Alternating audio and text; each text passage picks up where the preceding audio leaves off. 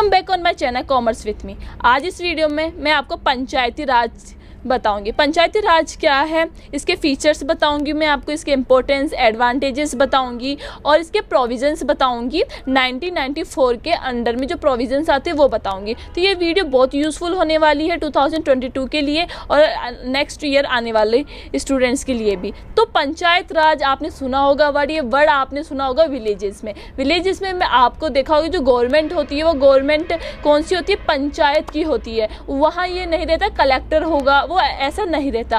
वहाँ होता है पंचायत होती है, 5 लोग बैठते हैं और लोगों जो विलेजेस की जितनी भी प्रॉब्लम होती है उसे सॉल्व की जाती है। पर ये पंचायती राज का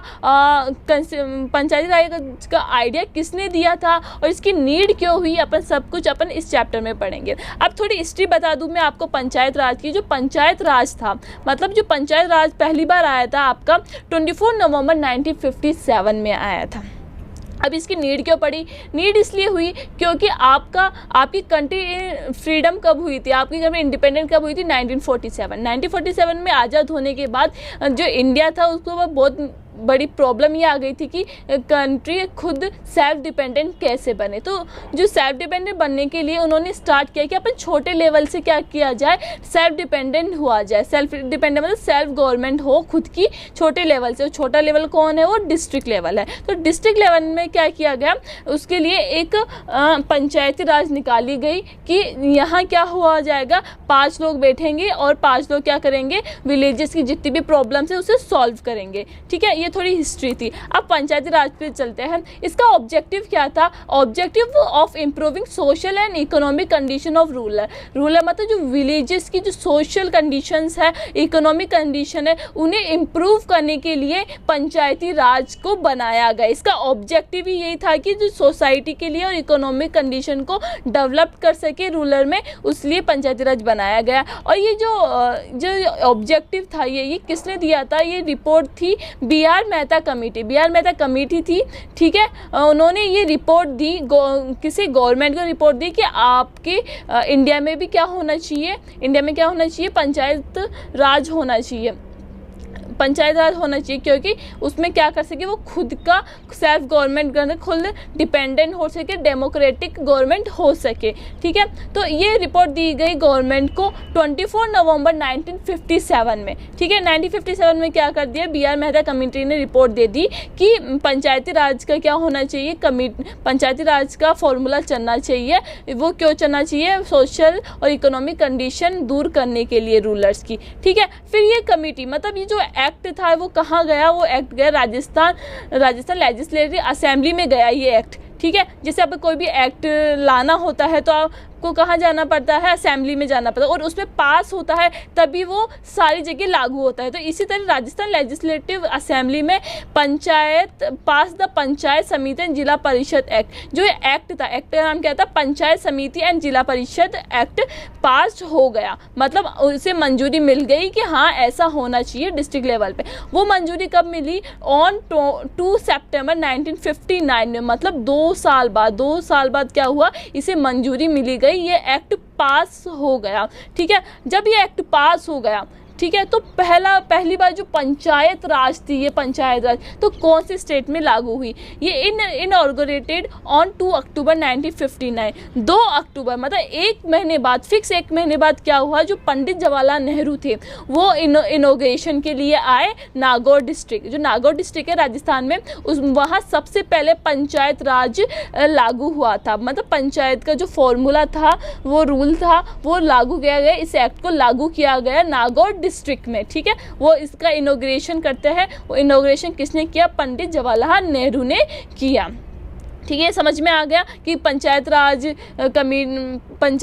पंचायत का फॉर्मूला कैसे आया। पहले बी आर मेहता कमेटी ने क्या किया, एक रिपोर्ट दी 24 नवंबर को। फिर वो रिपोर्ट कहाँ गई? असेंबली में गई और बाद में उस असेंबली में उस एक्ट को उस रिपोर्ट को एक्सेप्ट कर लिया गया और 2 अक्टूबर 1959 को क्या कर लिया, एक्सेप्ट कर लिया।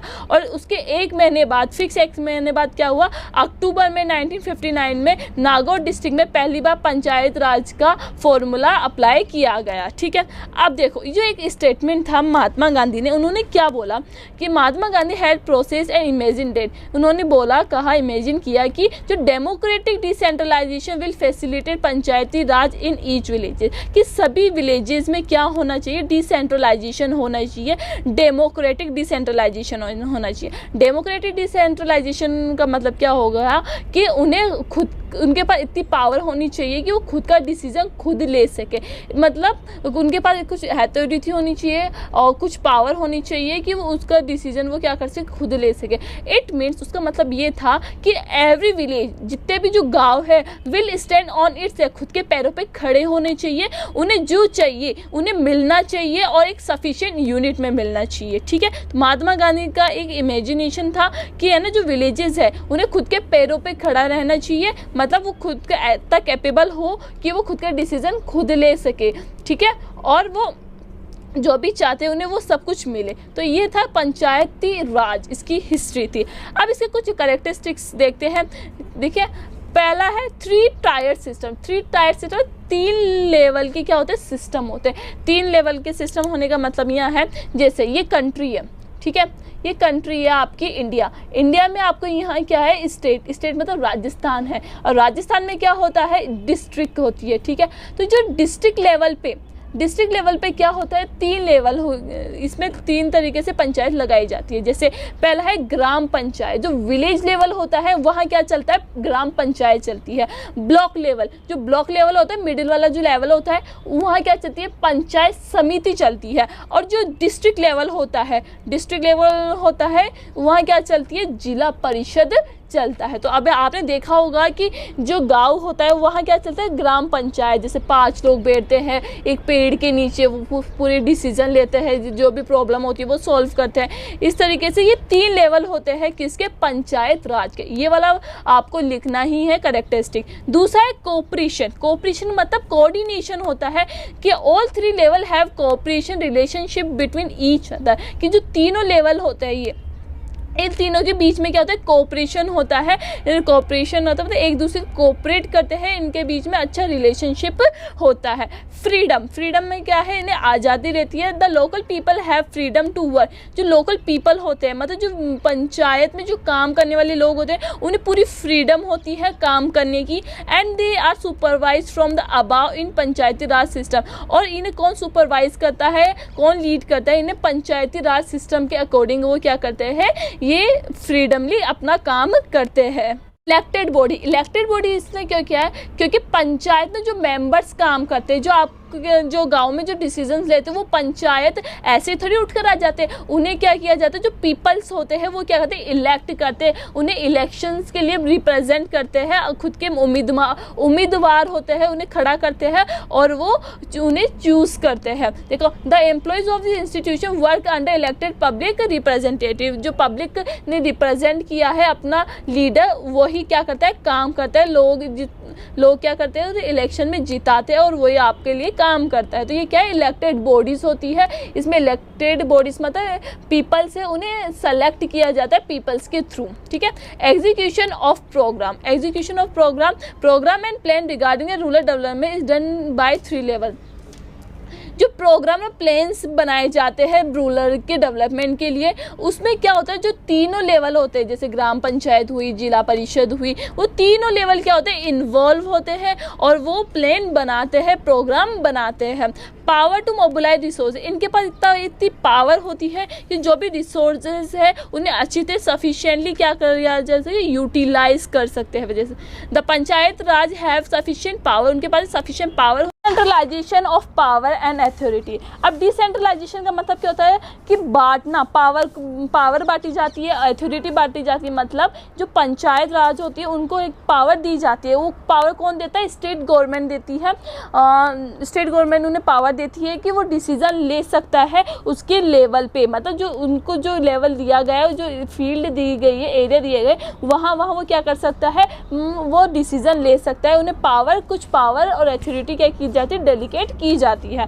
8th है ideology of Panchayati Raj. Ideology में जो पंचायत राज का जो सिस्टम लागू किया था उसके पीछे का आइडिया क्या था और वो क्यों किया गया था। The people living in villages take active part in development activity related with agriculture, public health. मतलब जो पंचायत राज था उनका ऑब्जेक्टिव यही था कि जो आप विलेजेस के पीपल से उनके लिए कुछ काम कर सके। जैसे उनके लिए काम कर सकते हैं एग्रीकल्चर के लिए, अगर उन्हें एग्रीकल्चर में जो सीड्स है, जो बीज है वो महंगे मिल रहे हैं तो उस पर सब्सिडी प्रोवाइड करवाना, ठीक है। उनके लिए कुछ जैसे राशंस होते हैं, फार्मर से क्या करते हैं वो उनकी फसल खरीद लेते हैं, तो इस टाइप की कुछ पॉलिसीज़ बनाते हैं। पब्लिक हेल्थ, उन पब्लिक के हेल्थ के लिए कुछ जैसे गवर्नमेंट क्या बोलते हैं उसे, हॉस्पिटल, हाँ, गवर्नमेंट हॉस्पिटल ओपन करना। तो ये किसके लिए किया जाए, रूरल एरिया के लिए। अगर आपके गांव में या आपके रूरल में अगर हॉस्पिटल नहीं है तो उसे ओपन करना, स्कूल नहीं है तो स्कूल ओपन करना। इससे क्या होगा, वेलफेयर होगा। जो रूरल में मतलब जो विलेजेस में पीपल्स है उनके लिए वेलफेयर होगा, उनका डेवलपमेंट होगा। तो उनके डेवलपमेंट के लिए ही काम करना है, इसका आइडिया था इसके बिहाइंड में कि सोशल इकोनॉमिकली और सोशली उनका क्या किया जाए, उनकी हेल्प की जाए। जैसे एजुकेशन हुआ, इरिगेशन में, एनिमल हस्बेंड्री हुई। Not only that villagers take part in the execution of program but they themselves should take decision regarding their requirement and priorities. उनसे वो इसमें क्या हुआ, पूरा आइडियोलॉजी इस पे बेस्ड था कि वो है ना पीपल के वेलफेयर के लिए क्या किया जाए, काम किया जाए, ठीक है। अब कुछ नीड्स देखते हैं, एडवांटेजेस और इम्पोर्टेंस, तीनों ही अपन एक में देखते हैं। 7 पॉइंट्स है ये, इसमें अगर आप नीड्स पूछे, एडवांटेजेस पूछे तो तीनों ही में आपको यही पॉइंट्स लिखना है, ठीक है।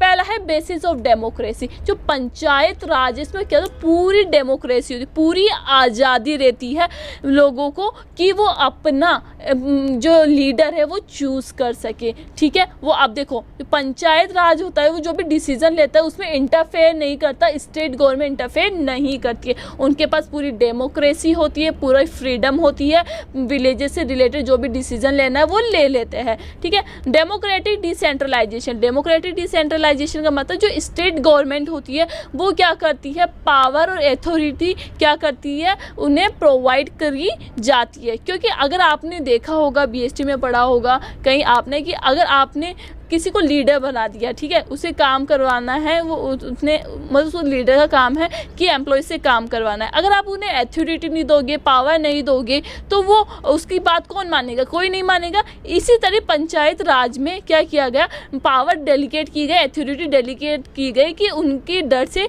लोग बाग काम करें या उनकी जो प्रॉब्लम है उनकी बात सुने, ठीक है। Future leader. अब देखो जो पंचायत राज है उससे क्या होता है, एक बेनिफिट मिलता है कि आपको एक फ्यूचर में एक नया लीडर मिलता है। नया लीडर मिलने का मतलब जैसे आप डिस्ट्रिक्ट लेवल में अभी मतलब डिस्ट्रिक्ट लेवल पे, ग्राम पंचायत के लेवल पे कौन इलेक्शन लड़ता है, सरपंच लड़ता है, ठीक है। सरपंच की अब वो उसको या तो ट्रेनिंग मिल जाती है कि वो नेक्स्ट लेवल के लिए क्या कर सके, लोगों का वेलफेयर कर सके। लोगों का वेलफेयर करना का मतलब यह है कि वो उन्हें ट्रेनिंग मिल जाती है कि लोगों को कैसे लोगों के लिए अपन कैसे काम कर सकते हैं, कौन कौन सी पॉलिसीज़ आएगी, इसलिए वो नेक्स्ट लेवल पे जाते हैं। जैसे एमएलए के लिए वो ट्रेन हो जाते हैं, एमपी के लिए, मिनिस्टर के लिए। अब एक एग्जाम्पल लेके मैं आपको बताती हूँ। जिससे अशोक गहलोत जी है, वो उन्होंने पहले इलेक्शंस लड़े थे राजस्थान यूनिवर्सिटी से, क्योंकि उनका पहला स्टेप था। वो डायरेक्ट सीएम तो नहीं बन गए थे, उन्होंने क्या किया, उन स्टेप्स को पूरा किया। पहले तो स्मॉल लेवल से उन्होंने स्टार्ट किया, उन्होंने लीडरशिप करी, फिर नेक्स्ट लेवल पे गए वो, फिर अब वो कौन सी पोजीशन पे, वो सीएम की पोजीशन पे है। तो इस पे क्या था, आपको फ्यूचर लीडर एक मिलता है एक पंचायत राज के थ्रू, ठीक है। Political awareness. पॉलिटिकल अवेयरनेस में क्या है कि पंचायत राज के थ्रू क्या होता है, जो सिटीजन्स होते हैं उन्हें क्या किया जाए, एजुकेट किया जाता है, उन्हें बताया जाता है कि आपके राइट्स क्या क्या है, आप आपके पॉलिटिकल राइट्स क्या क्या है, उन सब के बारे में एजुकेट किया जाता है, उन्हें बताया जाता है। वो किसके थ्रू बताया जाता है, पंचायत राज के थ्रू बताया जाता है। वो पंचायत राज के थ्रू मतलब जो जो आपके सरपंच है, जो लीडर है, वो आपको क्या कहते हैं, एजुकेट करते हैं। जैसे आपको एजुकेशंस प्रोवाइड करवाना है स्कूल्स में, तो उनमें सब कुछ बताया जाता है। 5th पॉइंट है cooperation between people and administration. अब ये पॉइंट देखिए, देखो जो पंचायत है वो एक क्या है, मीडिएटर का काम करता है। मीडिएटर का मतलब जो स्टेट गवर्नमेंट है उन्होंने क्या किया कि वो हैंडल नहीं कर सकती पूरे विलेजेस को, क्योंकि उसे क्या करना रहता है, पूरे स्टेट को देखना पड़ता है, ठीक है। पर पंचायत क्या करती है, वो विलेजेस को देखती है, लोगों को देखती है कि लोग कैसे काम करेंगे। तो इन दोनों के बीच में जो पीपल और जो स्टेट गवर्नमेंट है, उन दोनों के बीच में कौन आता है, पंचायत आता है। तो बेटर कोऑर्डिनेशन होता है पीपल्स के लिए भी, वो लोगों के बारे में जो सोचते हैं, जो भी प्रॉब्लम्स होती है वो किन्हें बताता है, वो एडमिनिस्ट्रेशंस को बताता है, वो स्टेट गवर्नमेंट को बताता है और प्रोग्राम पॉलिसीज लाता है। तो ये कोऑपरेशन होता है किन में, पीपल्स में और एडमिनिस्ट्रेशंस में। अब 6 पॉइंट है फिजिकल डेवलपमेंट ऑफ विलेजेस। जो फिजिकली क्या होता है, विलेजेस का डेवलपमेंट होता है, जैसे नई नई हॉस्पिटल्स ओपन करना, कि अगर गाँव में पानी नहीं है तो ड्रिंकिंग वाटर की फैसिलिटीज़ करना, उन्हें एजुकेशन प्रोवाइड करवाना, ट्रांसपोर्ट अच्छी नहीं है तो रोड अच्छी नहीं है, तो उनका सबका क्या करना, फिजिकली क्या किया ना, डेवलपमेंट किया जा रहा है आपके विलेजेस का। वो किसके थ्रू होता है, पंचायती राज ही तो करवाता है, ठीक है। जैसे गांव में जो काम करवाएगा, रोड बनाएंगे, सड़क बनवाएंगे, पानी की जो फैसिलिटी हो, किन्हें बताओगे आप, पंचायत को बताओगे, तभी तो वो आपके लिए काम करेगा, ठीक है। फिजिकल डेवलपमेंट किया जाता है विलेजेस का। Manipulation of social evil. Manipulation of social evils में पंचायती राज का बहुत बड़ा इंपॉर्टेंस रोल प्ले करता है। कैसे, जो पंचायत राज है वो क्या करती है, प्रॉब्लम सॉल्व करती है। जैसे विलेजेस में जो प्रॉब्लम्स होती है, जैसे अनटचेबिलिटी, छुआछूत की जो प्रथा चली आ रही है अभी तक, चाइल्ड लेबर हुआ, चाइल्ड मैरिज हुई। चाइल्ड मैरिज मतलब यहाँ बाल विवाह हुआ, डाउरी मतलब यहाँ दहेज प्रथा हुआ। तो जो ये इश्यूज़ है, इन्हें क्या करती है, वो नेगलेक्ट करती है और उन्हें सॉल्व करती है। ये वाली सिस्टम उन्हें चालू नहीं करती, क्योंकि जो गवर्नमेंट होती है इनके खिलाफ होती है, ये इलीगल होते हैं। तो ये पंचायती राज इनमें भी बहुत बड़ा प्ले रोल करता है अपना। और 7th है एजुकेशन। एजुकेशन का मतलब यहाँ ये है कि जो पंचायती राज है, जो विलेजेस के हित के लिए वो क्या क्या करती है, स्कूल्स ओपन्स कराती है। विलेज की जो चाइल्ड है, बच्चे हैं, उनके लिए स्कूल्स ओपन्स करवाना, और जो बड़े बड़े एडल्ट लोग हैं उन्हें उनकी पॉलिटिकल राइट्स के बारे में बताना, उन्हें एजुकेट करना, उनके राइट्स बताना कि उनको किन्हें वोट देना चाहिए, कि उन्हें भी कितने ईयर में इलेक्शंस होंगे, सब कुछ उन्हें बताया जाता है पंचायत राज के थ्रू। तो ये कुछ इंपॉर्टेंस थे पंचायत राज के थ्रू, ठीक है। अब क्या क्या प्रॉब्लम्स आई, कौन कौन सी उन्होंने प्रॉब्लम फेस करी, क्यों पंचायत राज सिस्टम फेल हो गया, अब ये पढ़ेंगे। फर्स्ट है लेक ऑफ कॉन्स्टिट्यूशन प्रोविज़न। जो आपकी कॉन्स्टिट्यूशंस में जो प्रोविज़न्स है पंचायत राज से रिलेटेड, वो उसमें वो प्रोविज़न्स ही नहीं है, इतने प्रोविज़न्स नहीं है, उसमें कोई डिटेल्स गिवन नहीं है कि पंचायत राज को कितनी पावर्स डेलीकेट करनी चाहिए, कितने उन्हें पैसे देने चाहिए। तो ऐसा कोई भी प्रोविज़न्स कॉन्स्टिट्यूशन में नहीं है। तो इसलिए जो पंचायत राज था वो फेल हो गया था इंडिया में। No provision regarding financial and administration power. कौन कौन सी फाइनेंशियल और एडमिनिस्ट्रेशन पावर होगी उसके रिलेटेड भी कोई इंफॉर्मेशन नहीं थी, तो कोई प्रोविजंस नहीं थे। Lake of political will power. Lake of political will power का मतलब यह है जो पॉलिटिकल्स होते हैं, जो पॉलिटिकल लीडर होते हैं, वो क्या करते हैं, पंचायत राज को पावर तो प्रोवाइड कर देते हैं, पर एक्चुअली में क्या होता है, जो पावर प्रोवाइड की गई है उनका टेस्ट नहीं करते कि वो जो पावर उन्हें प्रोवाइड करी गई है वो अच्छी तरह यूज़ में वो ले रहे हैं या नहीं ले रहे। प्रैक्टिकली देखा जाए तो जो पावर तो डेलीगेट कर देते हैं, पर उसका यूजेस नहीं देखते कि कहाँ वो पावर यूज़ में आ रही है। तो lack of political will power, वो क्या करते हैं, वो देखते नहीं है कि वो पावर कहाँ यूज़ में ले रहे हैं। थर्ड है advantage to a specific class. जो एक स्पेसिफिक क्लास के जो लोग हैं उन्हें ही है ना पंचायत राज का बेनिफिट मिलता है। कैसे बेनिफिट मिलता है, जो पंचायत राज होता है वो वर्क किसके लिए करती है, विलेजेस के लिए करती है। पर जो सेंट्रल गवर्नमेंट होती है, स्टेट गवर्नमेंट होती है, वो क्या क्या सब्सिडी प्रोवाइड करती है लोगों के लिए, ठीक है। जैसे आपको गांव में देखा होगा, आपको अनाज मिलता है, आपको इस गवर्नमेंट स्कूल में क्या मिलता है, आपको फूड फैसिलिटी प्रोवाइड की जाती है, फ्री बुक फैसिलिटी प्रोवाइड की जाती है। तो इसमें क्या होता है, जो एक स्पेसिफिक क्लास के जो लोग होते हैं जिन्हें सब्सिडी प्रोवाइड की जाती है, उन्हें ही इसका बेनिफिट मिलता है। क्यों बेनिफिट मिलता है? कि जो पंचायती राज, जो पंचायत होती है, वो सबसे ज़्यादा किस पे फोकस करती है, सब्सिडीज़ पे, कि जो उन्हें पैसा लगाना नहीं पड़ता। क्यों? पैसा तो कौन लगा रहा है, सेंट्रल गवर्नमेंट लगा रही है पैसा तो, पर वो उसमें अपना बेनिफिट देख लेती है कि अपना खुद का नाम लेकर लोगों को बताएंगे कि ये स्कीम्स हम ला रहे हैं। तो इससे क्या होता है, जो स्पेसिफिक क्लास के जो लोग हैं उन्हें ही क्या मिल पाती है, उनकी बेनिफिट मिल पाती है। सभी लोगों को पंचायत राज की बेनिफिट नहीं मिल पाती, ठीक है। जैसे जिसे सब्सिडी मिलेगी उन्हें बेनिफिट मिल रहा है, और जिन्हें सब्सिडी नहीं मिल रही है उन्हें बेनिफिट नहीं मिलता। फोर्थ है सोशल बैकवर्डनेस। सोशल बैकवर्डनेस में मतलब जो पंचायत राज है उनमें प्रॉब्लम्स ज़्यादातर किससे रिलेटेड आती है, जैसे कास्ट से रिलेटेड आई, कन्फ्लिक्ट्स हुए, लड़ाई झगड़े, सोशल कन्फ्लिक्ट्स हुए, कल्चर बैकवर्डनेस हुए, इन सब से रिलेटेड प्रॉब्लम्स आती है, जिससे वो पंचायत है वो दूसरे लेवल पे नहीं सोच पाती कि उनके डेवलपमेंट कैसे किया जाए, वो इन झगड़ों में फंस के रह जाती है। फिफ्थ है पार्टी पॉलिटिक्स। पार्टी पॉलिटिक्स का मतलब यह है जो पॉलिटिकल पार्टीज होती है वो क्या करती है, जब इलेक्शंस होते हैं उनमें इंटरफेयर करती है। इससे क्या होता है, डर्टी पॉलिटिक्स होती है।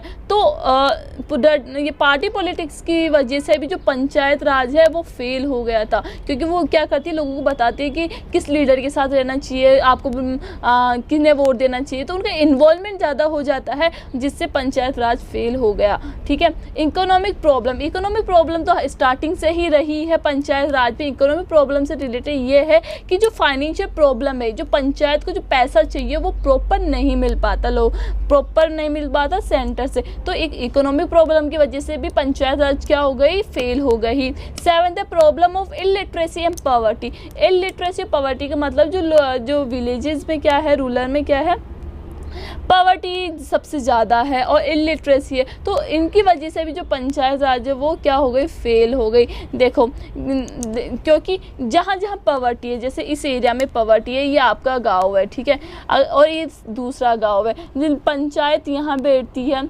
ठीक है। तो ये खुद का एरिया ही देखता है, वह दूसरा गांव नहीं देखता, क्योंकि इसके अंडर तो यही आती है। तो ये खुद की गांव की पॉवर्टी ही सॉल्व करता है, दूसरे की पॉवर्टी सॉल्व नहीं करता। तो इलिटरेसी पॉवर्टी की प्रॉब्लम से भी पंचायत राज क्या हो गया, वो प्रॉब्लम्स आने लग गई, वो फेल हो गया। नेगलेक्ट और डेवलपमेंट वर्क, जो भी वर्क किया जाता है डेवलपमेंट के लिए, लोगों के लिए, उन्हें वो ज़्यादा से ज़्यादा क्या करते हैं, वो अवॉइड करते नहीं करेंगे। वो हमेशा काम कब करेंगे, जब इलेक्शन आएंगे, इलेक्शंस के 1 साल पहले काम करने लगेंगे, 6 महीने पहले काम करने, वो पूरे 5 साल में काम नहीं कर पाते। वो ज़्यादातर क्या करते हैं, वो डेवलपमेंट वर्क को नेगलेक्ट करते हैं, ठीक है। अब इतनी सारी प्रॉब्लम्स आ गई, अपन इंपॉर्टेंस भी पड़ेगी, क्या क्या इंपॉर्टेंस है इसकी, इतनी सारी प्रॉब्लम्स आ गई। अब इन प्रॉब्लम्स को सॉल्व करने के लिए एक कॉन्स्टिट्यूशन में एक अमेंडमेंट किया गया, एक चेंज किया गया इन प्रॉब्लम को सॉल्व करने के लिए। वो अमेंडमेंट था आपका कॉन्स्टिट्यूशन प्रोविजन रिगार्डिंग पंचायत राज 73 कॉन्स्टिट्यूशन अमेंडमेंट। जो 73rd कॉन्स्टिट्यूशन है उसमें क्या क्या चेंजेस किए गए। अब ये है क्या, ये बहुत इंपॉर्टेंट है। बीकॉम सेकेंड ईयर वाले फाइनल ईयर वाले स्टूडेंट प्लीज़ इस टॉपिक को ज़रूर करना, 73rd कॉन्स्टिट्यूशन अमेंडमेंट को, ठीक है। 24 अप्रैल 1993 is a landmark day in the history of panchayat Raj in India. On this day, the Constitution Act 1992 come into force to provide constitutional status to the panchayat Raj institution. इसमें ऐसे बोला है जो पंचायत राज की history में 24 अप्रैल 1993 में क्या किया गया, अमेंडमेंट किया गया, चेंजेस किए गए कॉन्स्टिट्यूशन में। कॉन्स्टिट्यूशन मतलब संविधान में चेंज किया गया, 73 अमेंडमेंट किया गया उसमें पंचायती राज से रिलेटेड। अब उसमें पंचायती राज से रिलेटेड क्या क्या अमेंडमेंट किया, क्या क्या चेंजेस किए गए, वो चेंजेस अपन पढ़ते हैं। पहला है to provide 3 level system of panchayat raj. उसमें ये बोला गया है जो पंचायत होगी वो पंचायत राज 3 लेवल पे होगी। मैंने आपको 3 लेवल बताया था, कौन कौन से बताए थे मैंने, एक तो डिस्ट्रिक्ट लेवल बताया था, ब्लॉक लेवल बताया था, मैंने ग्राम लेवल बताया था। मतलब जो ग्राम सभा हुई, पंचायत सभा हुई, और एक थर्ड होता है जिला परिषद वाली हुई। तो 3 लेवल पे क्या होंगे, पंचायत होगी फॉर ऑल स्टेट, सभी राज्यों के लिए, हैविंग ए पॉपुलेशन, जिनकी पॉपुलेशन 20 लाख से ज़्यादा है या 20 लाख तक है, उस स्टेट में क्या होगा, उस स्टेट में 3 लेवल के सिस्टम होंगे पंचायत राज के। अब सेकेंड है, दूसरा चेंज क्या किया गया, उसमें किया गया to hold panchayat raj election every 5 year, 5 साल के नेक्स्ट 5 ईयर के अंदर अंदर क्या होगा, इलेक्शंस होंगे, फिर दोबारा 5 ईयर के अंदर नया रिप्रेजेंटेटिव इलेक्ट किया जाएगा। तो इसका मतलब है कि हर 5 साल में क्या किया जाएगा, इलेक्शंस किए जाएंगे। दूसरा अमेंडमेंट ये किया। तीसरा अमेंडमेंट किया गया, जो भी अपन जो इलेक्शंस लड़े जाएंगे, जैसे पंचायत राज के सरपंच के इलेक्शन लड़े जाते हैं, तो उसमें से क्या होगा, जो कुछ सीट क्या होगी, रिजर्व होगी मतलब जो नीची कास्ट होती है, जो स्मॉल कास्ट होती है, जैसे शेड्यूल कास्ट हुई, शेड्यूल ट्राइब्स हुए एंड वुमेन्स हुई, तो इनके लिए क्या की गई थी, जो सीट है वो रिजर्व की गई थी कि इन लोगों को ही क्या मिली जाएगी, सीट्स दी जाएगी, और वुमेन्स के लिए भी रिजर्व की गई थी। ठीक है। अब 4th अमेंडमेंट क्या किया गया, to appoint state finance commission, state finance commission क्या किया जाएगा, अपॉइंट किया जाएगा। वो स्टेट फाइनेंस कमीशन का काम क्या होता है, फाइनेंशियल पैसा देना, ठीक है, पंचायत को, जिससे ना वो कोई टाइम डिले ना हो और अपना काम अच्छी तरह कर सके। तो स्टेट फाइनेंस कमीशन क्या किया जाएगा, अपॉइंट किया जाएगा to make recommendation regarding financial problems of the panchayat. Fifth amendment क्या किया गया था, to constitute district planning committee to prepare draft, एक डिस्ट्रिक्ट प्लानिंग कमेटी का गठन किया जाएगा, जिसमें आपको जो भी आपको डेवलपमेंट करना है विलेजेस में, उसका क्या किया जाएगा, ड्राफ्ट बनाया जाएगा, प्लानिंग की जाएगी। ये थे आपके अमेंडमेंट। ठीक है। ग्राम सभा। अब पहला फीचर था silent feature of Rajasthan panchayat Raj act 1994। जब आपको क्वेश्चन पूछ ले तब कौन से फीचर्स हैं, तब लिखना है आपको ये 7 फीचर से वो लिखना। पहला है ग्राम सभा। ग्राम सभा क्या होती है, वहाँ एक मीटिंग होती है, वहाँ क्या होती है, जो भी मैटर होते हैं, जो भी कन्फ्लिक्ट्स होती है, उसके ऊपर डिस्कशन किया जाता है, सजेशन लिया जाता है और डिसीजन सुनाया जाता है। तो द ग्राम सभा will be constituted by the registered voters. Registered voters होते हैं वहाँ, included in the voting list of the village. जो विलेज की जो वोटिंग लिस्ट में जो वोटर्स होते हैं वो वहाँ मौजूद होते हैं। There will be at least 2 meeting. वहाँ क्या होती है, 2 मीटिंग होती है ग्राम सभा में। द ग्राम सभा विल बी फ्री। ग्राम सभा को पूरा अधिकार है फ्रीली डिस्कस करने का on the matter put before it.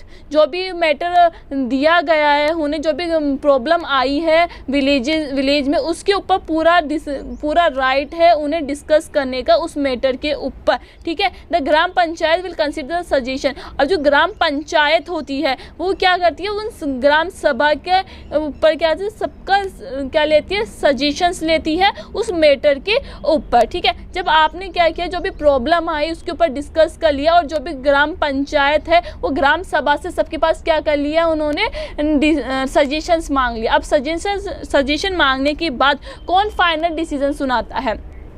The meeting of the gram सभा will be sum up by the sarpanch. Sarpanch क्या करता है, वो फाइनल डिसीजन बताता है। और कौन बता सकता है, उप सरपंच भी बता सकता है। अगर सरपंच अवेलेबल नहीं है वहाँ तो उसका डिसीजन कौन बताएगा, उप सरपंच बताएगा। तो इसके कुछ फीचर्स देख लेते हैं ग्राम सभा के। To assist implementation of development schemes related with the panchayat area. जो पंचायत एरिया होती है उससे रिलेटेड जो भी डेवलपमेंट स्कीम्स होती है उनके ऊपर क्या किया जाता है, डिस्कस किया जाता है और उन्हें इम्प्लीमेंट किया जाता है।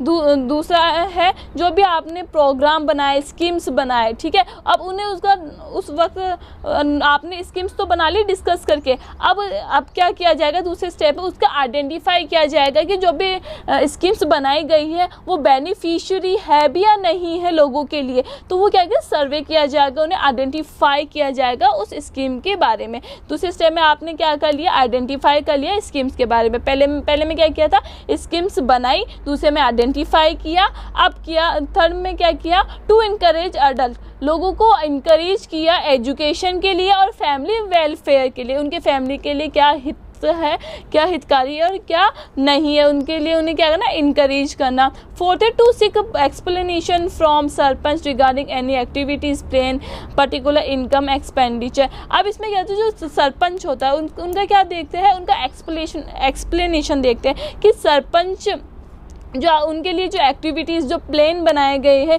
जो भी इनकम वो कर रहे हैं, कहाँ कहाँ से इनकम हो रही है, उन्हें कहाँ कहाँ वो एक्सपेंडिचर कर रहे हैं उनके डेवलपमेंट के लिए, ये सब कुछ भी देखा जाता है। कहाँ देखा जाता है, ये किसकी बात हो रही है, ग्राम सभा की बात हो रही है। फिफ्थ है to arrange input in the following. अब देखो इसमें क्या किया जाता है, इनपुट अरेंज किया जाता है। इनपुट अरेंज मतलब जो भी डेवलपमेंट आप कर रहे हो, पंचायत जो भी डेवलपमेंट करेगी विलेज में, तो उसके लिए लेबर चाहिए, इनपुट्स चाहिए, मटेरियल्स चाहिए, तो उनका भी अरेंजमेंट कौन करता है, ग्राम सभा करती है। अब सेकंड है फॉर्मेशन ऑफ पंचायत, पंचायत का फॉर्मेशन करना, बनाना। The state government will declare any local area including any village और group of villages which are not included in any municipality. कि जो स्टेट गवर्नमेंट है उन्होंने ये डिक्लेयर कर रखा है कि जो एरिया म्यूनिसिपैलिटी के एरिया में नहीं आता है वो वहाँ क्या होगी, पंचायत होगी। तो ये सेक्शन 12(2) में दिया है कि जो अगर जिस एरिया की पॉपुलेशन नॉट मोर देन 3,000 से ज़्यादा पॉपुलेशन नहीं होगी, विल बी हैव 9 वार्ड, उसमें क्या होंगे, 9 वार्ड होंगे। जैसे होते आपके एरिया का वार्ड कौन सा है, जैसे हमारे एरिया का वार्ड 65 है, तो आपके एरिया का वार्ड भी होता है, ऐसे विलेजेस में होता है। तो इसमें क्या होता है, अगर जिनकी पॉपुलेशन 3,000 से कम होती है उसमें 9 वार्ड होता है। अगर पॉपुलेशन ज़्यादा हो जाती है 3,000 से, तो उसका क्या होता है, जो नंबर होता है वो भी इंक्रीज हो जाता है।